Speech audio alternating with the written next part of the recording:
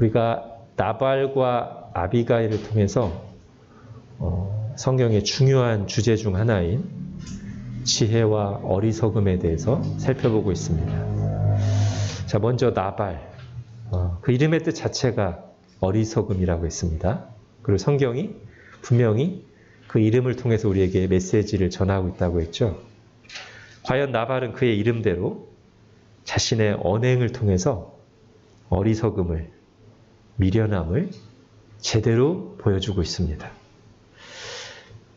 자, 나발이 보여주는 이 어리석음, 즉 성경이 말하는 어리석음의 핵심이 뭡니까? 우리 두 가지로 살펴봤는데요. 하나는 자, 다윗을 대하는 태도에서 나타납니다. 즉 사람을 대하는 태도에서 나타나는데요. 다윗의 부하들이 와서 호의를 요청할 때 나발은 단순히 거절만 한 게 아니라 매우 심한 말로 모욕하며 거부했죠. 그런 그 나발의 모습에는 아주 오만불손함, 무례함이 덕지덕지 붙어 있습니다. 교만한 거죠. 그리고 바로 그 교만이 어리석음의 중요한 부분이라고 했습니다. 성경에서 교만과 어리석음은 거의 동전의 양면처럼 연결되어 있어요. 교만한 게 어리석은 것이고 어리석음은 곧 교만입니다. 자, 성경이 지혜의 근본을 뭐라고 그래요? 하나님을 경외하는 것이라고 하죠. 그럼 그 반대, 그러니까 어리석음일 거 아니에요? 반대는 뭘까요? 하나님을 두려워하지 않는 것. 그게 어리석음이겠죠? 그게 교만이잖아요. 자, 그리고 그 교만은 하나님과 사람을 대하는 언행으로 나타나곤 합니다. 나발처럼요. 자, 첫 번째 나발의 어리석음이 사람을 대하는 태도에서 나타났다면 두 번째는 재물을 대하는 태도에서 나타납니다. 좀 더 포괄적으로 얘기하면 하나님이 주신 것을 대하는 태도에서 지혜로움과 어리석음과가 나타나는데, 자, 나발은 어떻게 했어요?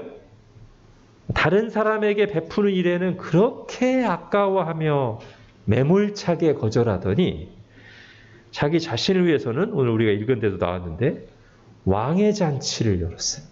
우리나라 표현으로 하면 상다리가 부러지도록 자기 자신을 위해서는 잔치를 베풀면서 다른 사람에게는 아주 매몰차게 인색하게 굴었죠. 그럼 예수님께서 누가복음 12장 비유에서 말씀하신 그 어리석은 부자의 모습 그대로입니다.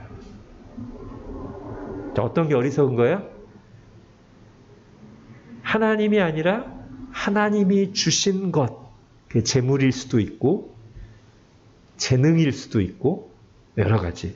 하나님 주신 것을 의지하고 자랑하는 거야. 그래서 하나님이 주신 좋은 것을 오직 자기 자신만을 위해 쓰는 것. 이게 성경이 말하는 어리석은 인생의 모습이에요. 우리가 나발을 반면교사 삼아야 되겠습니다. 사람을 대하는 태도에서, 재물 또는 하나님이 주신 것을 대하는 태도에서 나발은 분명하게 어리석음을 드러냈어요.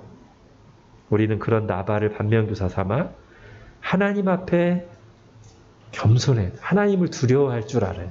그리고 그것이 항상 하나님이 우리에게 보내주시는 사람들을 대하는 태도에서 나타나야 돼요. 또한 돈을 비롯해서 하나님이 우리에게 주시는 것들을 전부 내 힘으로 얻은 줄 착각하며 그걸 자랑하고 의지하면서 사는 게 아니라 그걸 내게 주신 하나님의 뜻과 마음을 생각하면서 그것들을, 즉 하나님 주신 것들을 하나님 사랑과 이웃 사랑을 위해서 적극 사용해야 된다는 것이죠. 그게 지혜로운 거예요. 자, 그런데 이 나발은, 즉 이 어리석음은 종종 그 자신뿐만 아니라 주변 사람들까지 전염시키는 경향이 있어요. 나발의 어리석음이 누구에게 전염됐어요? 잠시? 다윗에게 전염됐어. 그래서 나발이 굉장히 그 교만하고 어리석은 말로 격동시키자 다윗도 거기에 반응해서 감정적으로 반응해서 똑같이 어리석은 일을 행하러 가고 있습니다. 칼을 차고 막 씩씩거리면서 자기가 보복하려고 가고 있어요. 자, 그때 하나님께서 지혜로운 여인 아비가일을 보내셔서 다윗을 멈춰 세우셨죠? 막으시고 말씀하셨어요. 이때 아비가일이 어떤 지혜로운 말을 했어요? 여러분, 우리가 그 성경에서 살펴보는 그 지혜의 굉장히 밑부분에 있는, 즉 굉장히 중요한 부분 중에 하나가 내가 누구인가를 아는 거거든요. 그렇죠? 내가 누구인가를 아는 건데, 어떤 부르심을 받았는가를 아는 건데, 아비가일이 바로 그 부분을 딱 정확하게 짚어주죠. 다윗이요, 당신 하나님의 사람 아닙니까? 당신 이렇게 인간적인 싸움, 감정적인 싸움이 아니라 하나님의 뜻을 행하기 위한 거룩한 전쟁으로 부름받은, 기름 부음 받은 자가 아닙니까? 그러니 하나님을 신뢰하시고 하나님이 갚아주실 것을 믿으면서 지금 친히 보복하는 것을 멈추고 선을 행하도록 하십시오. 이렇게요. 하나님의 눈으로 자신을 바라보도록, 하나님의 관점으로 지금 상황을 해석하도록 지혜로운 말을 했어요. 자, 오늘은 이에 대한 다윗의 반응을 살펴보면서 이 지혜와 어리석음이라는 주제를 좀 더 살펴보려고 합니다. 자, 분노로 가득 차서 울그락불그락 칼을 차고 나섰던 다윗이 이 아비가일의 말을 듣고 어떻게 반응하죠? 자, 오늘 읽었던 32, 33절 다시 한번 같이 읽겠습니다. 시작. 다윗이 아비가일에게 이르되 오늘 너를 보내어 나를 영접하게 하신 이스라엘의 하나님 여호와를 찬송할지로다. 또 내 지혜를 칭찬할지며 또 내게 복이 있을지로다. 오늘 내가 피를 흘릴 것과 친히 복수하는 것을 내가 막았느니라. 아멘. 여러분, 이 대목에서 다윗의 인생 전반에 걸쳐 나타나는 다윗의 아름다움, 곧 하나님의 사람으로서의 다윗의 중요한 특징이 드러나는데요. 앞서 아비가일이 보여주었던 지혜와 짝을 이루는 또 다른 종류의 지혜입니다. 뭐죠? 듣는 거예요. 잘 듣는 거예요. 근데 여러분은 잘 듣고 계십니까? 여러분 스스로 생각할 때 나는 잘 듣는 사람입니까? 자, 아비가일이 다윗에게 했던 말이 지혜로운 메시지였다면 그 아비가일의 말을 잘 듣고 받아들인 다윗의 반응은 지혜로운 행동이었습니다. 이 두 가지가 같이 있을 때 결과가 나오죠. 열매가 맺죠. 아무리 아비가일이 지혜로운 메시지를 전했다고 해도 다윗이 그걸 듣고 받아들이는 다윗의 지혜로운 행동이 없었다면 우리가 보는 이 오늘 본문의 좋은 결과는 나타나지 않았을 거예요. 여러분, 여기서 먼저 간단하게 적용할 수 있는 거 하나가 뭡니까? 제가 설교자로서 하나님의 말씀을 가감없이 바르게 잘 전하는 거 너무 중요하고요. 그거와 똑같이 중요한 게 뭡니까? 저와 여러분이 이 말씀을 잘 듣는 것. 그죠? 그게 똑같이 중요합니다. 그래야만 열매가 있어요. 오늘날에 많은 소리와 정보들이 있죠. 그 속에 담긴 하나님의 마음과 뜻을 알아차리고 깨닫는 것. 그래서 하나님의 뜻에 따라 멈추기도 하고 하나님의 뜻에 따라 나아가기도 하는 것인데요. 자, 지난 학기와 이번 학기에 우리 함께 지금 읽고 나누고 있는 책 내면 세계의 질서와 영적 성장이라는 책에서는 이것을 컴퓨터에서 일어나는 일로 이렇게 비유합니다. 엔터를 치는 것이요. 화면에 아무리 많은 타이핑을 쳐도 엔터를 치기 전까지는 아무 일도 일어나지. 엔터를 쳐야만 비로소 입력이 되고 그것에 따라 컴퓨터가 작동을 하고 어떤 결과물을 만들어내죠. 마찬가지로 많이 듣는 것보다 더 중요한 것은 엔터를 치듯이 그것을 마음으로 받아들이는 거예요. 그럴 때 어떤 일이 일어나요. 여러분 특히 다윗에게서 주목할 점은 그가 사람을 통해 주시는 하나님의 말씀을 진지하게 듣고 받아들였다는 거예요. 자, 그런 모습이 사무엘서에 여러 번 나오는데요. 오늘 본문에서도 지금 아비가일의 말을 듣고 돌이키잖아요. 사무엘 7장에 가면 다윗이 성전 건축 계획을 아주 막 부푼 꿈으로 계획했어요. 자기 계획이 있었어요. 나단 선지자가 와서 하나님의 뜻이 아니랍니다 라고 하니까 즉시 내려놓죠. 사무엘하 12장에서는 또 나단 선지자가 와서 직격해서 눈앞에서 책망을 하는데 거기서 자존심을 내세우고 막 그러지 않고 즉시 엎드려 죄를 인정하고 회개합니다. 심지어 사무엘하 16장에 가면 아들 압살롬이 반역을 일으켜서 막 급하게 도망치는 그 처참한 상황 가운데서도 시므이라고 하는 어떤 못난 사람이 나타나서 다윗을 막 저주하고 비난하는데 옆에 사람들은 다 막 분노하고 막 저 죽여버릴까 막 그러고 있는데 다윗은 그런 시므이의 저주조차 나를 꾸짖고 겸손하게 계시는 하나님의 음성으로 받아들여요. 여러분 지금 예로 든 경우들은 오늘 본문을 제외하고는요. 다 다윗이 왕이 된 이후의 일입니다. 즉 그가 왕이라는 최고 권력의 자리에 있을 때에도 변함없이 사람을 통해 주시는 하나님의 말씀에 귀가 열려 있었다는 거예요. 여러분 이러지 않은 왕들이 얼마나 많은지요. 처음에는 겸손하고 들었지만 나중에 왕이 된 뒤에 높은 자를 오른 뒤에는 듣지 않다가 잘못된 길로 간 왕들이 얼마나 많은지요. 여러분 왕이 된 뒤에도 변함없이 사람을 통해 주시는 말씀에 귀를 기울이는 이 모습이 바로 다윗의 아름다움이고 다윗의 지혜입니다. 그리고 이것이 성경에서 우리에게 요구하는 지혜예요.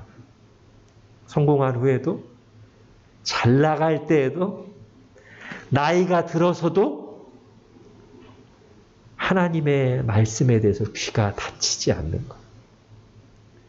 하나님의 말씀 앞에서는 변함없이 어린아이 같은 모습으로 반응하는 것. 주님께서는 천국이 이런 자의 것이라고 하셨죠? 그게 지혜입니다. 생명의 길입니다. 실제로 이게 다윗을 살게 해요. 다윗을 영적으로 회복시켜줘요. 잘 듣는 것이. 하나님의 길에서 떠나지 않게도 하고 잠시 떠났다가도 다시 돌아오게 해줍니다. 뭐가요? 잘 듣는 것이. 여러분 앞서 살펴봤던 나발의 어리석음이 뭐라고 했죠? 하나님을 두려워하지 않고 교만한 거라고 했잖아요. 우리를 교만하게 하는 여러 가지 것들이 있어요. 가진 것이 많아서 교만해질 수도 있고 높은 자리에 올라가서 교만해질 수도 있고 또는 아는 게 많아서 교만해질 수도 있어요. 등등. 근데 공통적인 게 있습니다. 이렇게 마음이 교만해졌을 때 나타나는 공통적인 현상 중에 하나가 뭐냐면 듣지 않는 거예요. 자기가 다 맞다고 생각해서 안 듣기도 하고 좀 살펴보면 꼭 그렇지 않아도 이제는 누구 말을 듣기 싫은 거예요. 자기 뜻대로 하고 싶어요. 심지어 그것이 하나님의 말씀일지라도. 여러분 이때가 정말 위험한 때예요. 여러분은 지금 어떻습니까? 잘 듣고 계십니까? 솔로몬이 왕이 된 지 얼마 지나지 않았을 때 하나님께 나아가 간절히 지혜를 구합니다. 근데 여러분, 솔로몬의 인생을 전체적인 그림으로 보면 바로 이때, 아직 하나님이 주신 지혜를 받았다고 하지 않은 이때 사실 지혜로웠어요. 자신의 부족함을 알고 하나님을 의지하면서 간절히 하나님께 나아가 지혜를 구하는 그 모습 자체가 사실은 성경이 말하는 지혜로운 모습이거든요. 잠언 3장에 이렇게 나와 있습니다. 너는 마음을 다하여 여호와를 신뢰하고 내 명철을 의지하지 말라. 스스로 지혜롭게 여기지 말지어다. 여호와를 경외하며 악을 떠날지어다. 이게 지혜로운 건데 하나님께 나와 지혜를 구할 때 솔로몬의 모습이 딱 이 모습이거든요. 마음을 다해 하나님을 신뢰하고 내 지혜를 의지하지 않고 하나님을 의지하고 있잖아요. 이때 이미 지혜로웠어, 솔로몬이. 오히려 언제가 지혜롭지 않냐면 솔로몬의 인생 후반부에. 여전히 머리는 좋아요. 아는 거 많아요. 그동안 경험도 많이 쌓였겠죠. 여전히 말과 글에 능합니다. 그러나 정작 잠언에서 말하고 있는 지혜의 근본 뭐죠? 하나님을 경외하는 것. 하나님을 신뢰하고 의지하는 것에서는 한참 멀어져 있어요. 인생 후반부의 솔로몬. 자, 그리고 솔로몬이 그렇게 참된 지혜에서 멀어지자 나타나는 현상이 뭐였게요? 더 이상 듣지 않습니다. 자, 그 부분을 읽어드릴게요. 열왕기상 11장. 솔로몬이 마음을 돌려 이스라엘의 하나님 여호와를 떠남으로 여호와께서 그에게 진노하시니라. 여호와께서 일찍이 2번이나 그에게 나타나시고 이 일에 대해서 명령하사 다른 신을 따르지 말라 하셨으나 그가 여호와의 명령을 지키지 않았으므로. 예. 솔로몬이 이제 더 이상 듣지 않습니다. 심지어 하나님이 2번 나타나셔서 말씀하셔도 듣지 않아요. 선지자의 말도 듣지 않아요. 이때 솔로몬은 더 이상 진정한 의미에서 지혜로운 사람이 아닙니다. 하나님을 경외하는 것이 지혜의 근본이고 내 명철을 의지하지 말고 하나님을 신뢰하고 의지하는 게 여호와를 경외하며 악을 떠나는 게 지혜인데 지금 솔로몬은 자신의 경험과 정치적 판단을 앞세우면서 우상 숭배의 죄악에 물들어 있어요. 심지어 거기서 돌이키라는 하나님의 말씀도 듣지 않고 있어요.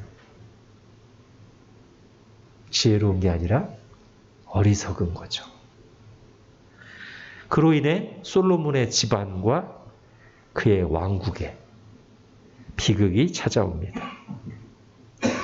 여러분, 사울 왕도 동일한 어리석음으로 망한 거 아닙니까? 여러분, 사울 왕이 왜 버림받았죠? 왜 망했죠? 제가 그 부분을 다시 읽어드릴게요. 사무엘상 15장. 어찌하여 왕이 여호와의 목소리를 청종하지 아니하고 탈취에게 하면 급하여 여호와께서 악하게 여기시는 일을 행하였나이까. 사무엘이 이르되 여호와께서 번제와 다른 제사를 그의 목소리를 청종하는 것을 좋아하심같이 좋아하시겠나이까. 순종이 제사보다 낫고 듣는 것이 순양의 기름보다 나아요. 여러분, 여기서 사울과 다윗이 분명하게 대비됩니다. 사울은 듣지 않았고 다윗은 잘 듣고 있습니다. 제가 오늘 본문에서는 나발과 아비가일이 각각 어리석음과 지혜의 대표로 등장하고 있다고 했죠. 그렇게 대비되고 있다고 했죠.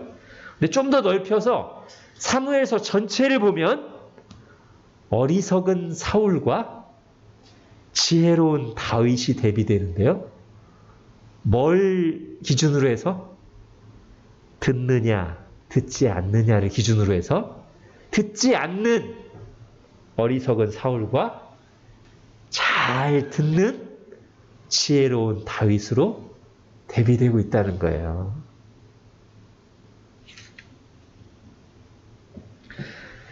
근데 대개 이렇게 하나님의 말씀을 더 이상 듣지 않는 이들을 보면 다른 걸 들어요. 솔로몬 하나님의 말씀 안 듣고 우상 숭배하는 여인들의 말을 듣고 따르다가 점점 하나님과 멀어지고 영적으로 무너지죠. 솔로몬의 아들 르호보암 지혜로운 충신들의 말, 그들 속에 있는 하나님의 지혜를 듣지 않고 자기 또래 신하들의 허세 가득한 말을 듣다가 나라가 반쪽이 나죠. 사울 하나님의 음성을 듣지 않다가 나중에는 아예 들리지도 않으니까 누굴 찾아가요? 신접한 여인을 찾아가, 무당을 찾아가. 그래서 망하죠.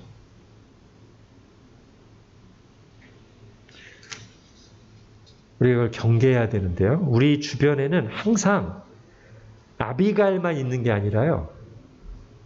우리 가까운 사람들도 때론 그 사람들이 하나님의 사람일지라도 가끔씩 하나님 뜻과 반대되는 어리석은 말을 할 때가 있어요. 다윗은 안 그랬게? 다윗 주변에도 항상 가까운 사람들을 통해서 하나님의 뜻에서 멀어지도록 하는 어리석은 음성들이 들려왔어요. 예를 들면 사울이 동굴에 들어왔을 때 다윗의 측근들이 다 뭐라고 했어요? 아, 이게 하나님이 주신 기회입니다. 지금 사울 죽입시다. 그죠? 다음 시간에 보면 또 한 번 나와요. 비슷한 상황이. 아, 하나님이 주신 기회입니다. 제가 바로 죽여버리겠습니다. 여러분 그때 다윗이 어떻게 했죠? 거절했어요. 분별하고 거절했어요. 그럴 수 있었던 이유가 뭡니까? 다윗의 마음 중심에 하나님을 경외하는 마음이 있었기 때문에 그 어리석은 말들을 퍼트해낼 수 있었어요. 그러니까 성경이 하나님을 경외하는 것이 지혜의 근본이라고 하는 거예요. 하나님을 경외하는 마음이 없으면 그 어리석은 말과 유혹들을 커트할 힘이 없어요. 이거 받아들이면 내 지금 방랑생활, 광야생활이 끝나는데? 이거 어떻게 커트해요? 이 강력한 유혹을. 내 주변 사람들까지 막 다 이렇게 말하는데 어떻게 거절해요? 여호와를 경외하는 마음이 있을 때만 가능해요. 그리고 여호와를 경외하는 다윗은 반대로 자기가 분노로 휩싸여서 막 돌진해 가다가 한 여인이 나타나서 하는 말 속에서 하나님의 음성을 듣고 그대로 멈춰섭니다. 막 달려가다가 끼익 보잘것없는 한 여인이 말했을 뿐인데도 그 속에 하나님의 메시지가 있기 때문에 하나님을 경외하는 다윗은 그걸 들을 수 있었어요. 여러분 어떤 소리를 듣고 계십니까? 많은 소리들이 들려올 텐데 그 중에 어떤 음성에 귀 기울이며 진지하게 반응하고 계십니까? 엔터를 치듯이 들은 하나님의 말씀을 마음으로 받고 있습니까?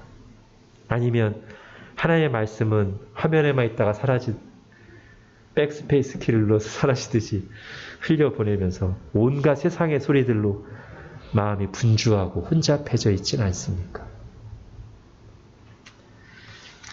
자, 이제 38절을 보십시오. 여기서부터 여러분이 흐름을 놓치지 않기 위해서 좀 집중하셔야 됩니다. 자, 38절 같이 읽겠습니다. 시작. 한 열흘 후에 여호와께서 나발을 치심에 그가 죽으니라. 예.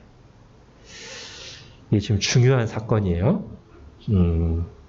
자, 지금까지 우리가 지난번 그리고 오늘도 계속 이 25장 본문을 통해서 지혜와 어리석음이라는 주제를 살펴보고 있어요.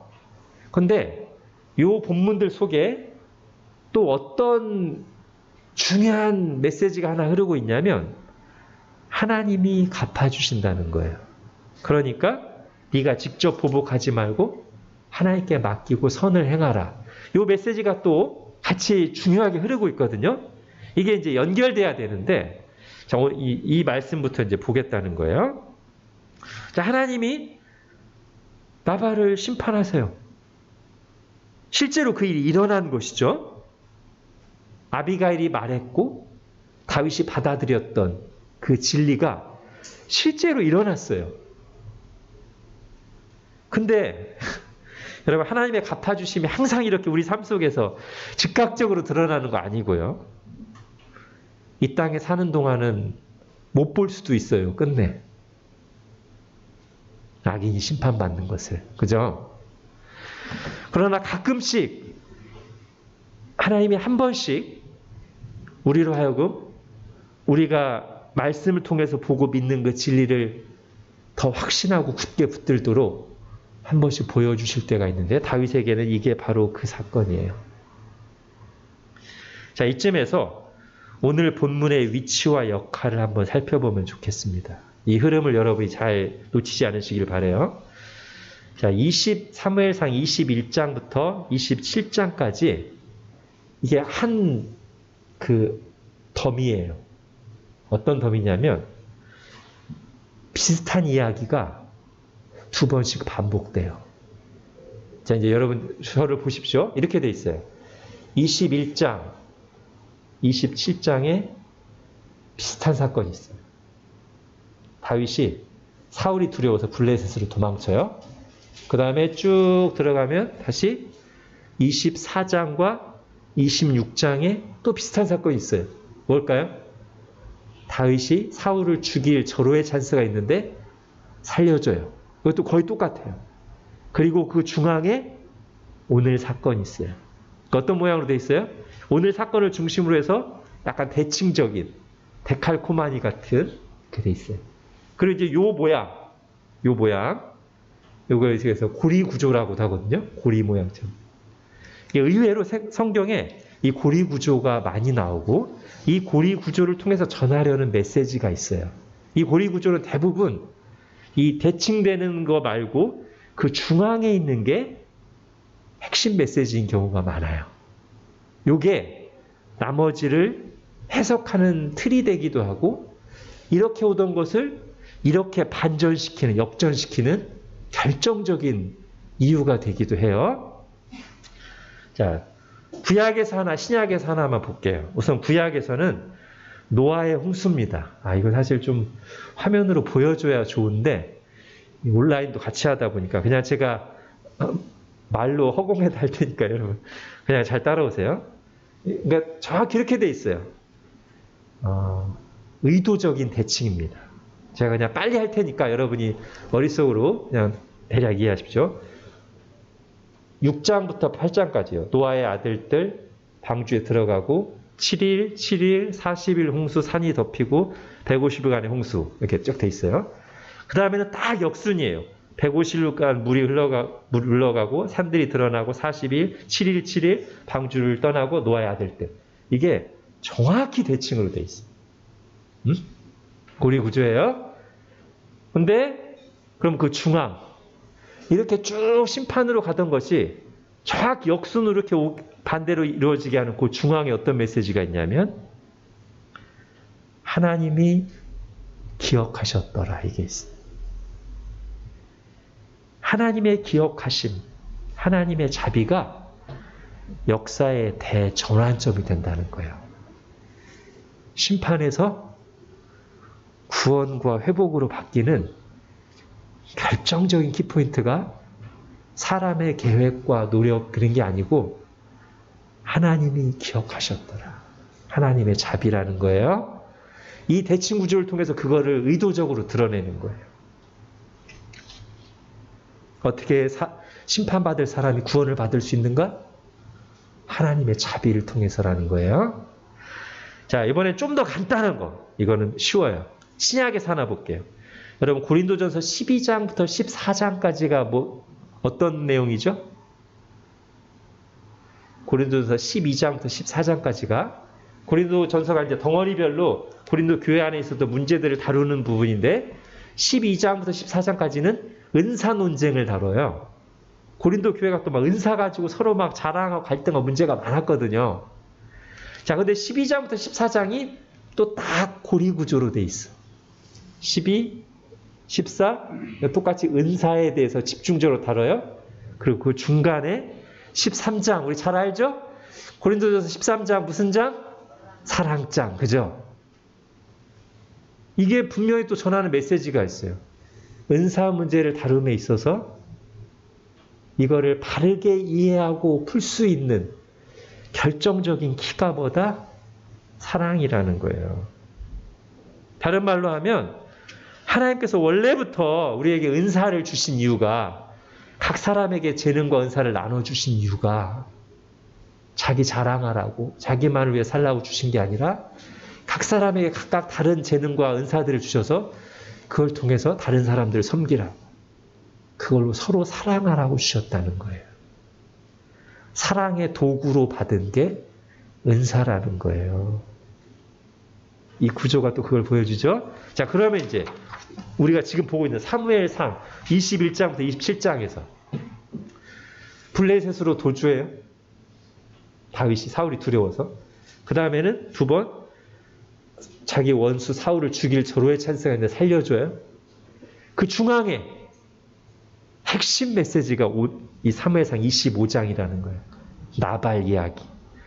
거기에 뭐가 나오는데? 아비가일의 메시지가 나오고, 그 메시지대로 하나님이 정말로 갚아주시는 사건이 나오죠. 하나님의 갚아주심. 그러니 내가 보복하지 말고 하나님께 맡기고 선을 행하라. 이게 핵심이에요. 자, 요 메시지가, 요 믿음이 살아있을 때 다윗은 두 번이나 사울을 죽일 기회가 있었으나 살려줬어요. 지혜롭게 행한 거죠. 그러나 요 중심에서부터 멀어졌을 때 두 번은 어떻게 해요? 하나님을 의지하지 않아서 눈에 보이는 두려움 때문에 블레셋 진영으로 도망가는 어리석은 행동을 해요.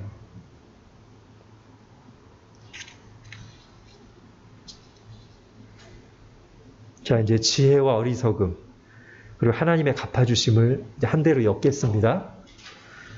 어떤 게 지혜로운 거예요?